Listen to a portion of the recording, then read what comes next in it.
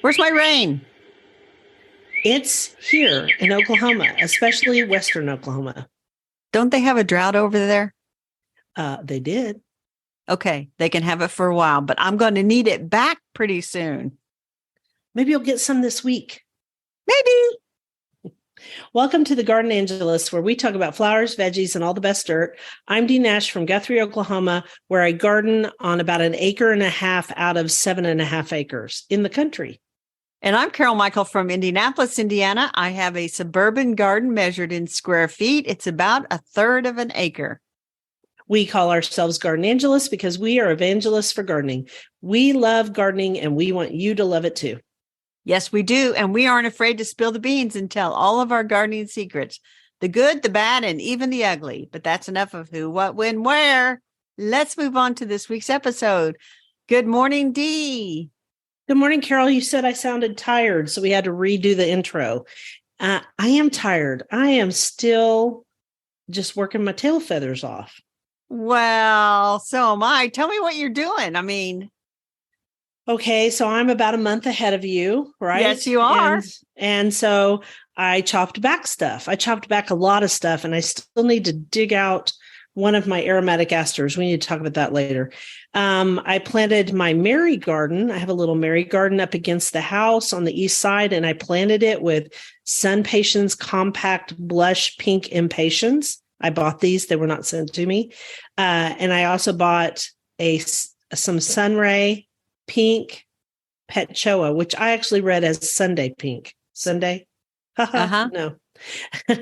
And then I got 4 varieties of elephant ears and the famous coral candy coleus, which is still the smallest coleus I've ever dealt with in my life. It's so small. And Bill fixed the water in the cutting garden because somebody turned it off at the main well at some point in the fire reconstruction.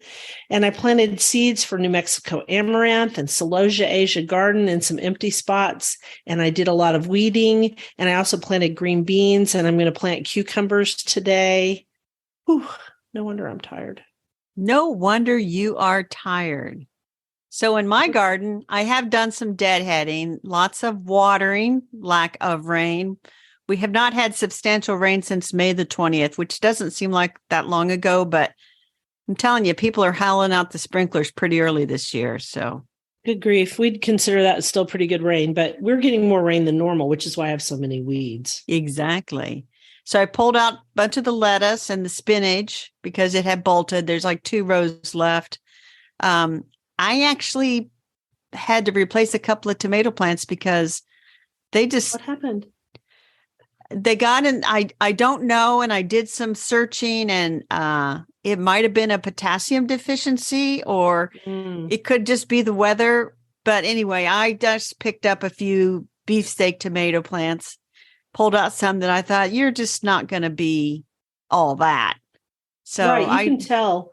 You can tell when a tomato plant is really suffering, and a lot of times you can't pull it out of it. So you're better off to just replace it. I think that's smart.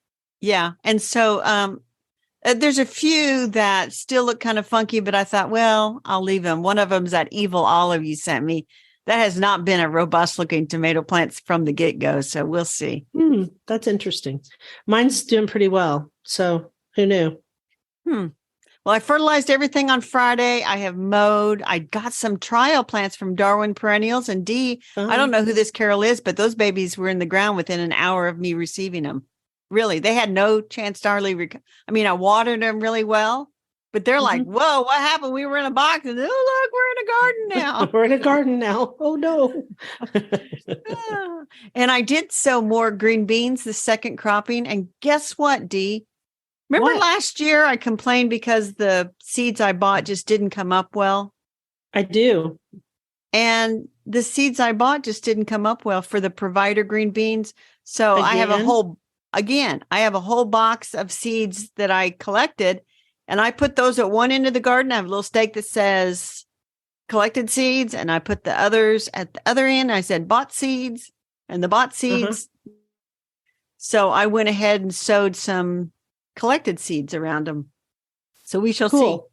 We'll see how they do. We shall see. I'm going to make a guess. I'm going to make a prediction. your seeds are going to do a lot better than those other seeds. I hope so. If that's the case, then I'm now like a permanent seed collector. All these years of gardening, and now I'm like, oh, I got to collect all my seeds. Well, only from your non-hybrids, right? Yes, only from non-hybrids. So let's talk about this new segment you came up with. I'm kind of excited about it. Well, I should play some music or something, do something fancy in the editing. We'll see. The new segment is called Playing Favorites. Yeah, and we're just going to do this new segment when it is appropriate. So like all throughout the garden season, it's appropriate. And then we're going to maybe not do it in the winter when we have nothing to look at, unless a houseplant wows us for some reason. All right. So what is your favorite thing this week? So my favorite thing this week is the strawberries have been quite delicious. And I've been able, they're starting to slow down now, but it's a ever-bearing variety. And I should know the name, but I don't. And the tag is still out there. You can put it in the newsletter. Yeah, the tag is still out. I think I want to say seashells, but it's sea something. Huh. But anyway, they're doing pretty well. They've slowed down, but that was my favorite thing this past week. How about you? My favorite thing is in the potager in my kitchen garden, and it is nasturtiums Bloody Mary. They have been fabulous. They have been fabulous. They are still fabulous. They are still not slowing down, although I suspect next week they will, because we're going to get sustained higher temperatures, and nasturtiums really would rather not have that. The leaves have been beautiful. They haven't got any of those spots on them. The coloration runs from dark red all the way to yellow with red spots. Just a beautiful plant. And that's my favorite this week. They just look great. And you told me to get some seeds for it because I forgot to buy nasturtium seeds. And I didn't. I just went to the grocery store and they had the seed rack. And I'm like, oh, nasturtium seeds, these will do. And I just sowed them 10 days ago. They're just now coming up. So that's the difference in our gardens. These will kind of languish through the summer, but when things start to cool down, they'll just take off. Yeah, they don't make it here through summer. And we have to get them in, either sow the seeds and put them in the fall, sow seeds inside, or we have to sow them. You can sow them directly in the spring, but I haven't had a lot of luck with that in recent years. And so this year I planted them ahead. Then I set them out as big plants. I would suspect they don't like to germinate in cold soil, but they like to grow on cool days. Right. Cooler weather. And in fact, you and I were supposed to record this on Sunday because I had these people coming to clean the house for the fire, and because I had some smoke stuff. Anyway, I actually said to you, can we wait and do it on Tuesday? Because I was out planting in the cloudy, cool weather, because most plants would rather you transplant them when it's cloudy and cool than when it's sunny and hot. Or in the evening. Well, honey, not here. The evening never cools off. So, yeah, in summer, about now, I mean, it's still okay right now. It's still going down in the 60s, but pretty soon it's just going to stay hot until like 2 a.m. Wow. You do have to be a tough cookie to make it in Oklahoma. And don't you have a talk about that coming up? We'll talk about that sometime. Yeah, I have a talk in June. It's June 27th for the Hort Society. It's all about how hard it is to grow here, but I have some positive stuff to say. So that is our new segment, Playing Favorites.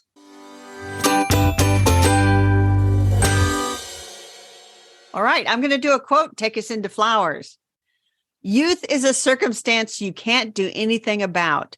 The trick is to grow up without getting old. Frank Lloyd Wright, the famous architect. Yes, I love that one. I think it's really good. It is. So our flower this week is roses, because they are beautiful and they are blooming now, although mine have just about finished and I deadheaded all of them yesterday. And that means in a month they'll bloom again. So you get that beautiful, if you go in and deadhead them quickly, when they're done, right? Get that super great flush of red foliage. And no, people, that's not rosette disease. A lot of roses have healthy red new foliage, which is one of my favorite things about them. Interesting. So June, which we are in, is National Rose Month. And I found this out because I was reading Teresa Byington, who is my local rosarian. She had a blog post all about this and how in 1986, Ronald Reagan proclaimed the rose as the national flower. Yes, and the Oklahoma rose is our state flower.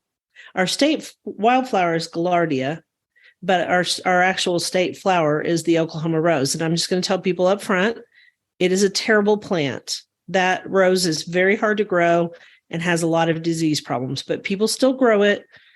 My attitude is grow a different red rose that you like, one that's good. So National Rose Month is a great time, and the American Rose Society has a whole, in fact, they sent me a great email on ways that you could promote roses during that month. And let me look it up.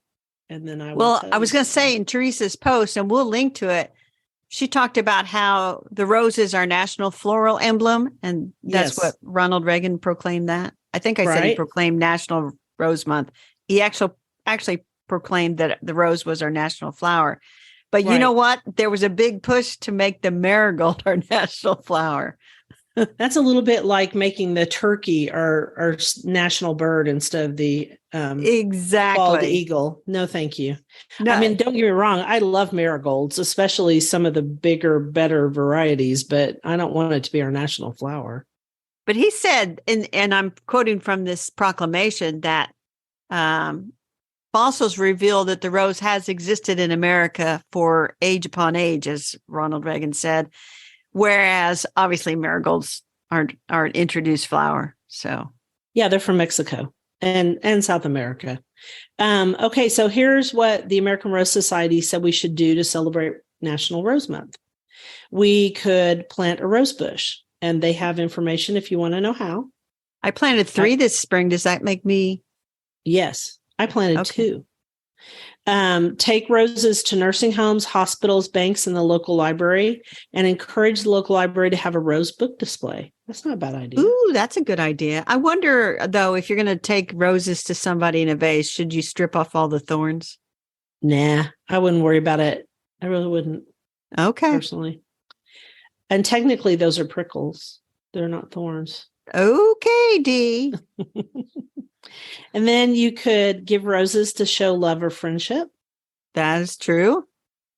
You could give the gift of a rose bush for a longer lasting gift. And there are lots of different types. I've done that. You talked about that, getting roses when your kids had their first communions. Mm-hmm. Very nice. That's a great idea. My friend Katie gave me some wonderful roses, and they are still blooming today. I didn't lose a single one. They were, if I remember right, they were noisettes, or they might be that other little tiny flower. But I think they were noisettes, which is the American rose. Did you know that? Noisettes were created in America. Now I'm starting to talk off the cuff, so I'm going to be in trouble if I don't stop. I don't know that much about roses. I do have one with little roses on it, the single petal ones. And I put it on the Instagram, and Teresa identified it for me as ballerina. I love ballerina. It's a great rose. And it's a great rose for pollinators because since it's single petaled, it holds its blooms open and pollinators can get to the stamens and also the nectaries. Another really good one is Carefree Beauty for that. If you want a rose that it's not single petaled, I think it's considered a double, but it opens up its flowers so that insects can get to it, which I love. But I have a lot of English roses too. So let's see, visit a botanical garden or a rose garden to gain inspiration. Take photos of roses and share them with friends and share them with the ARS social media platforms tagging roses and national floral emblem. Which brings us to my Instagram reels that I did on roses this month. Yes. You'll have to give me links. I will. You'll have to give me links. I think I did 2, and they were all about how to deadhead and how to take care of roses. They are not as hard as people think they are, especially if you aren't growing hybrid teas. Hybrid teas are more difficult. And we talked a couple of weeks ago about Martha Stewart's rose garden that she was creating, which was just roses. And I was like, that's very old fashioned because now we have such great disease resistant varieties. you don't have to do that. The whole reason they did that in the first place was because they had to spray them. They were on a spray schedule. Right. I hope she's not going to put them on a spray schedule, but I don't want to even think about that. So in connection with that, we were going to talk about Grace roses because one of my clients told me I knew Grace roses had bouquets, and this woman has taken the social media world by storm with her bouquets. And now she is actually selling roses and rose bushes. So you can buy bouquets from her, which are pretty expensive, but beautiful. And then she also has rose bushes. And I broke down and I bought 2. You didn't have much to break down in order to buy 2, Dee. Let's just put it that way. Well, they're really expensive. You're an easy target. I am an easy target. So I bought Notting Hill and Baroness, and they're supposed to come in the fall, which will be great because I don't want them to come right now. And I'm going to try to grow them in containers because I am really into roses in containers right now. So let's talk about that for a minute. So in your neck of the woods, so to speak, the time for planting trees and shrubs is really past because it's just going to take an awful lot to keep them going through the summer. Right. And you should wait now. If you're going to add trees and shrubs, fall is the excellent time to do that, even roses. Yeah, pretty much. Yeah, I don't. Well, for one thing, if you found a plant, say you found a beautiful David Austin rose at Markham's Nursery in Norman, they always carry David Austin and they do a really good job with them. If you bought that potted plant and came home and had a good watering system, you'd be just fine. Okay. But I wouldn't do it. I wouldn't do it much after about 2 more weeks. It just depends on what kind of weather we have. And right now we're still getting rain and it's not too hot and it should settle in just fine. I've been having some trouble. Okay. So the thing about containers is you could also put it in a container and it would probably do just fine if you put in really good potting soil. And this is where I would suggest that you go buy Happy Frog potting soil because it just is really good. And any of their formulations and use that for roses. And then I would also fertilize them really good along with that. Yes. So yes, that's what I would do. And I would have drip irrigation on the pots because you're not going to remember to do the pots. And when it's 100 degrees, you aren't going to go out there and water. And the thing about roses is they bloom really well here in the spring. And I don't know where the Japanese beetles are, but I hope they stay away. They weren't here this year. Well, now hang on, Dee. So Japanese beetles show up in Indianapolis, usually the last weekend of June. Well, they don't have anything to eat but leaves here. So if they do show up, I'll let you know if maybe they died in the fire. Well, it didn't burn my whole garden, so I don't know what the deal is, but maybe it was so dry. Because remember, we were really dry. Yes. And we were in a drought. And remember how we've talked about that before, about the dryness and that they don't like to lay eggs in the dryness. They can't dig down in. They can't burrow. So I don't know what it is, but I'm glad that they're not here. And so you asked me a question. Let's see. You love your ballerina rose. I asked you, what if you see black spot? You know what? I ignore it. I strip the leaves off if I see black spot and I ignore it because I'm not going to use fungicides. I grow really disease resistant varieties of roses. And that's another thing about growing roses in pots. They don't seem to get, with drip irrigation, they don't seem to get as much black spot either. So grow disease resistant varieties. Even David Austin has really good disease resistant varieties. One is Desdemona. Another one is Olivia Rose Austin. Another one is, it's that one I have over on the other side of my deal. I'll have to think about that one. Maybe it'll be in the newsletter. It's by Harlow Carr. I knew if I thought about it for a minute, I'd remember it. Harlow Carr is named after a garden. It's very thorny, prickly. It's very, very, very prickly, but it does not get disease. So grow disease resistant ones. If you see some black spot, just strip off those leaves. If you've got disease resistance, I don't spray my roses, but you can spray them with a natural fungicide. But by the time you see the black spot, it's going to ruin the leaves. All you're trying to do is protect the next foliage. There you go. So you say strip the leaves and throw them away. Don't leave them laying on the ground.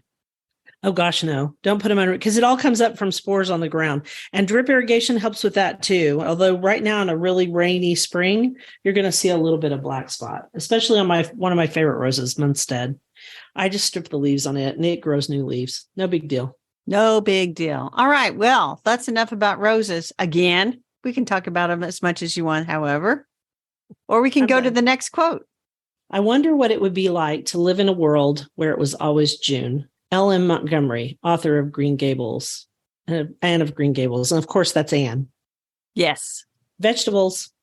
So you found a link to a very old podcast episode we did. This was back in the early days. We did a few special episodes. I still think Weeding with the Garden Angelus is the best thing ever, and we should redo that.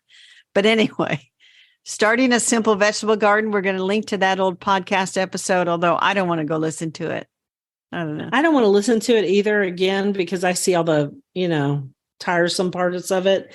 But I actually use this when people ask me about what they should do for a summer vegetable garden with my clients, because it has really good information in it. Well, good. So we'll link to that. But the topic that we have today is, we thought we would talk about some of the vegetable gardeners that we follow on Instagram that give us some inspiration. Right. So we came up with 8. Yeah, 8 of them. And I think we need to say why we follow them right at the top instead of at the end. So we have it written. I think we're following these people because for the most part, now there's a few exceptions, they are actually doing the work. They are real gardeners. Yes, they are real gardeners. And one of them who we follow, she's from Nova Scotia, and she's been evacuated twice because of wildfires. Wildfires in Nova Scotia. Can you imagine? I cannot imagine. I've seen some of that, but to be evacuated, I mean, and this is Nikki Jabor, and she has a fabulous garden up there in Nova Scotia. And if you think that you are too cold to grow food, or you can't grow food all winter, Nikki will show you that you can grow food all winter long. She's got tunnels and protection and things. She's just got a beautiful garden. Right. And what I always tell my clients, because a lot of them buy her books and they're really good.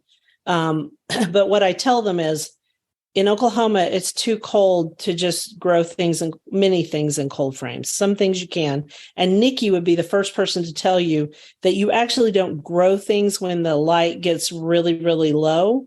You harvest. Yes. So she gets everything to a certain point, and then she harvests it over winter. And then when the light comes back, starting after the winter solstice, then stuff starts to grow again. And I have to say, of all the things I learned from Nikki, that was the best one. Yes, that is excellent advice. And then if you go south of Nikki, back into the United States to New England, you go to Matt Mattis. And Matt wrote a wonderful book on vegetable gardening, which we reviewed a long time ago. And right now he's all about flowers. But he's still growing vegetables. He grows vegetables, but he really, really enjoys growing just weird stuff. He does. He has 2 books, Mastering the Art of Vegetable Gardening and Mastering the Art of Flower Gardening. And he is an artist, a graphic artist, but this is, he does this full time.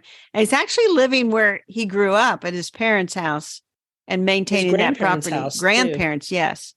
Yes. It was his grandparents, and then he grew up in it. And now he lives in it with his, I think they're married, his husband. So very nice people. He's a great help online. Next up, let's see, we were in New England. Let's go clear across the country and talk about Susan Mulvihill, who's up there in Washington State. Amazing. She has beautiful gardens, and she wrote 2 books, and they came out, I don't want to say back to back, but when you think about the content of these 2 books, how quickly she published both of them. One of them is the Vegetable Garden Pest Handbook, and the other is the Vegetable Garden Problem Solver. Mm-hmm. And so those, she has some great ideas, and she does support her tomatoes somewhat like you do, except she weaves them through fencing that's secured between 2 posts. We talked about that a little bit, but her Instagram post that, always leads you back to one of her YouTube videos where, she's the real deal. She's also a big quilter. Did you know that? You told me that. You told me that she has a quilt behind her when she's in a Zoom meeting. Let's talk next about Oma's Gardens, which Oma means grandma. And she's from Oklahoma, but she doesn't look like your average grandma. She's really cute. And she works really hard in her garden. She is big on container vegetable gardening and in-ground vegetable gardening. She has a great tip about sunflowers that I read the other day. Which is? Well, it's that you strip off the leaves when they're young so that they grow great big tall stalks. And she swears that they grow taller ones, and then she grows her stuff up them, and you don't have to mess with the leaves. Think about that. That is quite the tip. I'm going to have to think about that. Interesting, isn't it? And so I'd never even thought about doing that. But she said that way she can grow things up them and grow things underneath them, and she doesn't end up in a big tangle underneath. And she swears that they grow even taller, but faster. So I don't know. She could be right, but she's fun to follow. I just started following her when you told me. She's very energetic. And then, are we going to go to England yet? No, we got to go to Southern California. Southern California. Yes. There's a climate that is not like either one of ours. But the Garden Nerd is a great account to follow if you're in the Southern California area. That is Christy Wilhelmy. And she's written several books. The Growing Small Fruits is the one I remember the most. But she has a lot of good stuff on Instagram and is a show don't tell kind of gardener. So she'll show you so that you know it's the real deal when they are showing you and not just telling you. And she also has a podcast, doesn't she? She does. She has a podcast. She's got it all going on. So she's a good one, especially for Southern California. Cool. Now we're going to go over to England, and we're going to go to some of our favorite gardeners in England. And Monty Don is an excellent gardener, period, but he's a really good vegetable gardener. He is. Really good. He is. And he shares a lot of stuff on his Instagram. And then, of course, it's on Gardener's World TV, which is another account. And then if you watch Gardener's World on BritBox, you'll see him on there, too. I am always amazed at how beautifully organized and clean his raised bed vegetable garden is. I am, too. And I get I think he's doing most of the work, but sometimes I think when the camera's not on, he has some help. He's got some help in there. So, I tell people, keep in mind, if you don't have people coming in to help all the time, don't expect perfection. Even if you have helpers, don't expect perfection. Yeah, no. And there's nothing wrong with getting a little help if you need it, especially with some stuff that is hard. Okay. And then Frances Tophill, she's also a presenter on Gardener's World, and she started out with an allotment. And so she was an allotment gardener, and she did a really good job. I now know a lot more about allotments. I see what I did there. But now she is an estate gardener. She's the head gardener for an estate in England, and she bought her own home and has her own little garden now. Yes. And so it'll be interesting to watch as she transforms her own little garden space into what she wants it to be. Don't you wish you had a cat like Masha to hold during our podcast like I'm doing? Sure. And now maybe I should make this a video segment, this little section here, because the cat's looking at me. She is, but she's very happy. Okay. And then our next English gardener is actually not English. She is Polish, but she lives in the UK. Yes. And we put her name, Anna Monica Lautenbach, but her Instagram is Anya the Garden Fairy. The Garden Fairy. Yeah. She has a lot of good information, and it's not strictly vegetable gardening, but she's doing a lot of showing you how to take cuttings, how to trim things back. So it's kind of away from vegetable gardening a little bit, but I like her stuff. It's very well done. I do too. It's very well done, and it's really beautiful. And she does time-lapse videos, and it's calming. Explains things. It is very calming. So if you want a calming account, that's hers. And then the next one, I don't know. So this is called My Real Garden, and it's a woman named Anne-Marie Powell in the UK. And I know her because every Friday she gets on Instagram and she reminds everybody to feed all your containers on Friday. And she calls it Feeding Friday, or I called it Fertilizer Friday. And I think that's really a good thing. Yeah, that is a good thing, because containers really do need a lot of fertilizer, because they, the water goes straight through them and you leach out a lot of the fertility in the soil. And then let's not forget Red Dirt Rambling. Now there's an Instagram account you need to follow.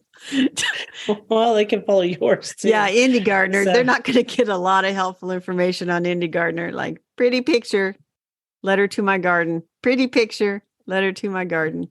Where you do reels it's and still fun to follow. you do real stuff, quote pun intended. I see what you did there. I'm blowing on my keyboard because Masha is shedding for some reason today. I guess warm weather's on the way. You want to do the next quote? Yes. Think not of the books you bought as a to be read pile. Instead, think of your bookcase as a wine cellar. You collect books to be read at the right time, the right place, and the right mood. Luke Van Donkersgood, who is a systems architect and has built lots of software solutions for big companies. Well, we used it because it's on the bookshelf. Yeah. Yeah. And so do you have a well-curated book collection, Dee? Yeah. Mine's not curated as well as yours is because you actually logged all of yours in and I've never done that. But yeah, I have a lot of books, so many books. I hope they don't take them all out of the shelves to dust today. So on the bookshelf today, actually, I got this out of the library. And it is another American Horticultural Society book winner, and it's called 100 Plants to Feed the Birds. Turn Your Home Garden into a Healthy Bird Habitat by Laura Erickson. Yes. And interestingly enough, I have 100 plants to feed the bees. And then there's 100 plants to feed the monarch, which I don't have that one. Surprising. Although I might have bought it. Huh? That's surprising to me. Well, I think I may have bought it on Kindle, but 100 plants to feed the bees. I mean, a lot of the plants that feed the bees also feed the monarch. That's and then true. if we're talking about baby monarchs, it's all milkweeds. So it's probably why I didn't buy it.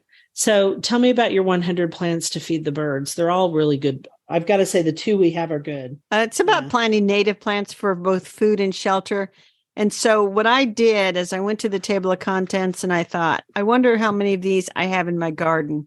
And she has some plants that wouldn't, like saw palmetto, that wouldn't grow here. It's, it's for the South or Florida or California. I have just 36 of the 100 plants she lists. And if you think, well, let's say 20% I couldn't grow here. So I got maybe generously, I'll call myself halfway through, but you're not going to, wait, I didn't add that. So now I'm at 40, but you're not going to plant every single tree. Like she has walnut is listed and sycamore, which are not great urban trees or suburban trees. Now, if you had a bunch of acreage, you might have a native sycamore already growing or walnuts already growing. In fact, around the corner, there is a walnut that was here when they built the neighborhood, and the walnut is still hanging in there. And I know the people that own, it's like on a property line. So the two people kind of have to tend it together. And it drops walnuts all over the one lady's driveway and makes a big mess. And, but they keep it going, which is great. So, but it is, if you're looking for some inspiration and you just don't know where to start, this is a good book to pick up and go through. And one piece that I really liked at the back, Dee, is what is the favorite plants for various common North American birds. So if, for example, that's cool. You wanted to be sure you had blue jays, the primary preferred food is the acorn. So you would want to plant some oak trees. Well, that explains why we have tons and tons of blue jays in my garden, because we have lots and lots of oak trees. I live in an oak And forest. then the other one I was going to look up, and I can't find it. Is that in alphabetical order? I guess it's in alphabetical order. Where's the cardinal? I don't know. Well, American goldfinch, and love to see those yellow birds. Native thistle and milkweed seeds. So that's nice. Not the invasive thistle, the native thistle. The native one. Yeah. That's, the introduced thistle is one of the few invasive plants in Oklahoma. Really? Truly invasive. Mm-hmm.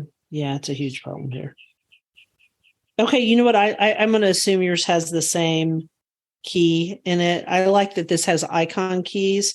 So it's the one I have is organized by, they have some introductory stuff, and then they have the plants. and they're organized numerically in this one. And are they organized numerically in that one? No. No? Yes. Okay, so they did a little bit different. It's a little bit, no, and they have like a section on trees and then, it's by the type of plant, I'm pretty sure. Well, here too, it's the type of plant, and then it's numbered in between the types of plants. So does yours have a key on the side? Yes. An icon key? It does. And it tells you what all it benefits. Well, this isn't who it benefits. The key is the particular plant features that are especially appealing to birds. And so like Joe Pye weed, what's appealing to birds is there would be caterpillars on there they could eat. Sure. There would be butterflies, seeds, and bugs. There you go. So on mine, the icon key, I want you to look. I'm holding it up. I see it. On mine, the icon key tells you whether it's attractive to the honeybee, the native bee, a hummingbird, a butterfly, or a moth. And then each plant has this icon key on the side. So, and also I like that they tell you what the thing is, and then they give you the Latin name underneath. Like, for example, buttonbush is attractive to all of these. Yes. And that's Cephalanthus occidentalis. And so it's attractive to everyone. See? I'm showing you. I see that buttonbush. I see it. So it's very cool. And then they show they have a map with the native ranges, how it can be used in your garden, because sometimes native plants don't grow exactly the way you want them to. And interestingly enough, my spice bush out there got burned up in the fire pretty bad. Yeah. And it's lost a lot of leaves. And out there, I was deadheading the Indian pink plant, and I looked over at my spice bush, and by golly, it has sent up a bunch of new shoots at the bottom. So I am going to cut the spice bush all the way back to the new growth and not worry about the stuff on the top because it's already bloomed. So it's not like it's going to make a huge difference. And so I'm going to do that, and then eventually it'll grow up. So what I'm saying is native plants are extremely tough, and native plants that are native to the prairie or native to Oklahoma in that area or to Indiana, they have good quality that they can be resistant to fire. So because, we were all part of the prairie or the cross timbers at one time. And so we had fires, and we still do. And so they can handle it better. All right. Did you find the cardinal? Because I know that's what I did not find I don't think she has listed the cardinal, but I will say this. I mean, she doesn't have every single bird listed. The key is very helpful because if you're looking for whether it's seeds that they would eat or whether they would be nesting in it, she has examples of that. She also has a hardiness zone map, so you can just look and say, okay, salvia. Yeah, most of the ones she has as natives aren't really growing in my part of Indiana, which is fine. I can just get those other ones. They would still be good, but they're not. I'm going to guess about the cardinal issue that it's because she, we think of cardinals as an extremely common bird because of where we live, but west of the Rocky Mountains, they don't exist. That is true. I just may be missing it. Anyway, that's a great book. It is a great book. I like the one on bees. I will return this to the library so they will have a copy in circulation. 100 Plants to Feed the Birds, Turn Your Home Garden into a Healthy Bird Habitat by Laura Erickson. And we can recommend the one to feed the bees because you have that one. Right. And we assume that the Monarch one, and those two were written by groups of people. They were put out by the Xerces Society. This one is actually written by a person. They're all written by people, but yeah, you know what I mean. Individual. Exactly. Anyway, that's the bookshelf. Shall I do the next quote? Yes, please.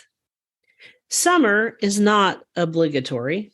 We can start an infernally hard jigsaw puzzle in June with the knowledge that if there are enough rainy days, we may just finish it by Labor Day. But if not, there's no harm, no penalty. We may have better things to do. That is by Nancy Gibbs, who is an American essayist, speaker, and a presidential historian. Yes. So, as we both, as our listeners know, we both really love puzzles. Yes. And our dirt this week is a puzzle that was sent to me called Around the World in 50 Plants. And it was created by Jonathan Drury, who is a trustee of the Eden Project and Cambridge Science Center, and so many other things. Because when I looked him up, I was like, there's too many things to list. It is a 1,000-piece puzzle that is drawn by a lady named Lucille Clerk. It is a thing of beauty. And it is a great project for a hot summer afternoon or 20. And I might set it up in my office because I was in the middle of a puzzle, and I even bought a puzzle keeper. And Masha is obsessed with puzzle pieces. She likes to chase them. She likes to chew them. She likes to bat them with her little paws. How do you chase a puzzle piece? You get it on my hardwood floor and they just slide for you. Oh, okay. She manages to fish them out of the puzzle keeper. And I've also found that I don't like doing puzzles on the puzzle keeper. And here's why. It has this fabric that like holds things down. And that might be good to keep from knocking your puzzle pieces. But part of the joy of puzzles is that you move the pieces around. You know what I mean? I do like to put mine on a felt mat thing. So to each their own, Dee. Well, mine's felt and I don't love it. So I'm going to set it up in my office, and it is a very beautiful, beautiful puzzle, and you wish you had it. I do, and I will link to it. Now, I did set up, when I saw this, I thought, you know what? I have a puzzle that has a bunch of butterflies and stuff on it, and words. It's kind of botanical looking, and I got, I don't know, 20% into it last summer, and then I just decided I wasn't going to do it, and I put it away, and I thought, you know what? I'm going to conquer that puzzle. So I set it out. It'll take me all summer. I don't care. That's the way it goes. Yeah, because when it starts getting hot, we aren't going to be out there in the afternoon. No. So there's also an Around the World in 50 Trees puzzle, which you can buy in the US too from Amazon. And we're going to link to the Around the World in 50 Plants puzzle, which is not on Amazon yet. From what I could see, it's on that website. So it's very, very beautiful. Lots of color. It would look good in my office because, I'm doing that whole gallery wall in my office, and a lot of it is puzzles. And my children think I'm a real nerd. And I was like, yeah. I'm sitting here and, I've shown this before. I have 4 puzzles that I did with seed packet or catalog covers, seed catalog covers and stuff. And I framed them. I'll be that old lady. As if people didn't know we were nerds. I mean, obviously we are. So here's the thing. Well, before we leave, we're going to challenge our listeners to set up a little corner where they can have a jigsaw puzzle out from the summer. And then around Labor Day, we'll try to figure out who got one done. Guess who else likes puzzles in my family? I know who likes puzzles. Maddie. My granddaughter. She likes them. Maddie loves puzzles. And she can do them really well. And Megan goes, I don't know where she gets it. She must get it from you. And I'm like, yep. All right. Here's the quote. Rest and be thankful. William Wordsworth, an English poet. That's it. I don't know why we put that there, but I like it. I don't know. I thought you put it there. Maybe I did. My rabbit hole was all about Anne Morrow Lindbergh. I read Gift from the Sea again for Well-Read Mom's last meeting for this year. And it made me curious about her life. So I went and did some research. That was my big rabbit hole. And it was quite the rabbit hole. And there's some novels that have been written about her. And she was actually a very interesting person. She was the first glider pilot who was a woman in the United States. And she was also a very established writer.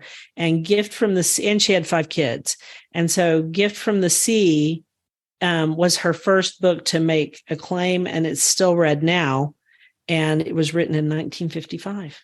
It is a very good book. I have a vintage copy. I'm looking it up on my little catalog of books from 1978. I believe it's right behind me in my section of good writers to read when you need to refresh your mind with good writing after reading, crap elsewhere. Yeah. But the interesting thing is, I remember when I bought this book, guess where I was? Were you in the ocean? I was by the sea. Yeah. I was at the Outer Banks by the ocean. Oh. So if you're going to sell this book, this book probably sells, they probably sell so many of these in coastal communities, I would bet. People go on vacation. What shall I read? You know, you don't want to read just any old smut. You pick up Gift from the Sea. And it's an easy read too. We should say that. This time I had read it before in my 30s, and this time I listened to it on Audible, and both the copy that you got from Well Read Mom and also Audible were the 50th anniversary edition. And her daughter, I think her name is Reeve, one of her daughters. I think she may have a daughter. Anyway, Reeve was the one who did the introduction, and it was lovely. She rereads it every year. And that's kind of a cool thing. That is kind of a cool my children thing. Will go reread all my blog posts and stuff in my book every year. And then Claudette Colbert actually read the book on Audible. She's the one who did it. And it sounded very imperious, although the writing's not imperious. And then at the end, they had Anne Mora Lindbergh do the afterword, which was in the 70s. She's deceased now, right? Very much so, yes. That's what I thought. But this was from obviously the 50th, or I don't know which edition it was. It's 750th. Don't ask me how they did that. I imagine they pulled it from the 70s. So what is your rabbit hole? So I don't really have a rabbit hole, but I am trying to write more each day. And so I'm trying to put out little blog posts. I may lose all kinds of subscribers who are like, I didn't want a daily email of a blog post from Carol, but I thought, fell out of the habit of writing blog posts. I thought I'm going to get back in the habit. So I've written 5 in the last 6 or 7 days, and I got another one figured out to write today. So that's my rabbit hole. More writing. Yay. More writing. Good for you. I'm actually in the middle of writing a blog post. I'm trying to do one a week. And then Claire, my daughter, Claire, who's my youngest, is coming over to film me this afternoon so that I can do some videos, some reels for Instagram. Although now Instagram's algorithm wants you to go live. It's like, to me, it's like all of this stuff is just jumping through hoops. But anyway. So now it's time for our garden commissions. So mine is, I have to cut back fall blooming perennials. It's time. They're goldenrod, asters. They're just going crazy. I need to weed, water. Also, I have some zinnia and sunflower seeds that I started in little containers. I'm going to get those planted out. And then I have pink Gaura in my pink garden. One of them is growing gangbusters and flowering. One of them is sitting there thinking, whoa, is it spring? And the other one died. So I thought, I need to find some more pink Gaura. And then I saw the Anya, the garden fairy, take cuttings from Gaura. And I thought, I just need to take some cuttings and try to root those and see if I can get some more plants going, because it's throwing off the balance in the garden not to have all 3. Anyway, that's my commission. How about you? Let's see, what am I doing this time? Who knows? I'm going to, it's the same thing, basically. Keep weeding and mulching those places where stuff has been pulled out. So I've been pulling out some of my goldenrod and some of my asters because they are just out of control. And I need to also dig up this other aromatic aster and just get rid of it. It is taking over in the lower garden. But I hurt my knee yesterday, so I can't do that this week. I'll have to do that next week or get some help. And let's see, what else? That's basically it. I am just weeding. Lots of weeding and deadheading the zinnias. Let's talk quickly about my zinnias I started inside. Okay. Remember how I started the zinnias inside because we had so much flooding last year and I had to keep replanting the zinnias? Yeah. So when I planted them outside, it was super windy because it was end of April. And I had to put sticks around them to keep them supported. And they are starting to bloom, but they still look kind of spindly and not very happy. And so I also ended up planting more seeds for zinnias. And so I don't know that it was a good idea. That's all. It's interesting. I mean, they're just not as robust as my zinnias usually are. I do think they'll catch up and get better because I keep deadheading them and I put down some nice back to nature on top of them to give them a little more nutrients. But, maybe just planting them out in May by seed. Well, my zinnia seedlings have just come up, the ones I planted in the ground, and I haven't even thinned them yet. I've weeded around them, but I haven't thinned them. But I will say this, growing things from seed, one must bring their patience and be prepared to think about the long game. Because you go to the garden center and it's like, oh, they're already blooming and I could plant and have instant, like my profusion zinnias. You could buy them all over the place, blooming and be instant. My little seedlings that I planted are looking pretty good and they're starting to take off. And I think they'll actually be better in the long run because I grew them from seed myself, but we shall see. Okay, well, there you go. That's what we're doing. Yes, and I do want to say, I still want to take all my houseplants out for the big, summer cleanup. That just keeps getting moved to the back burner for various reasons. But anyway, thank you for listening to The Garden Angelist. I hope you've hit that subscribe button so you don't miss a single episode. We publish every week on Wednesdays at 12 a.m. Eastern Time. If you listen to Apple Podcasts, we'd love a 5-star review that helps us get noticed by others. Could you also share our podcast with your friends? Word of mouth is still the best way to get the word out there. And thank you for all of you who do. And be sure and check out our show notes for links for more information about today's topics and links to our own websites. And go ahead and hit that subscribe button on our Substack newsletter, The Garden Angelist at Substack.com. Also linked to in our show notes. It's free. And if you want to help support us, use those affiliate links. If you buy something after clicking through on them, we earn a small commission and it costs you nothing. Or you can set up a monthly subscription through Buzzsprout or make a one-time donation through PayPal. It was lovely to chat with all of you over the Garden Gate. Bye until next week. Bye, everybody.